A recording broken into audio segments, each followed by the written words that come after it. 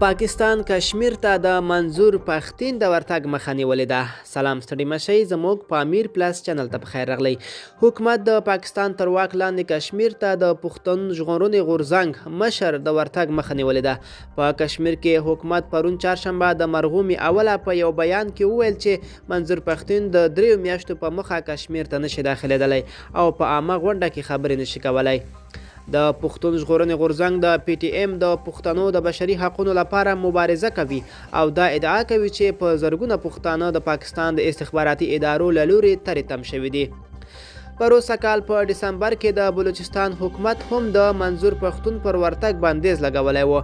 د مارچ په میاشت کې بیا چارواکو دې ته پرېنښود چې د سیاسي مشر اسد خان اڅکزي د ویر په مراسمو کې برخه واخلي. له 2003 کال را پدې خوا د پاکستان د پوځ د عملیاتو په ترڅ په زرګونو پښتانه وژل شوي دي او په میلیونونو نور مجبور شوي دي چې خپل کورونه پرېږدي او نورو سیمو ته کډه وکړي.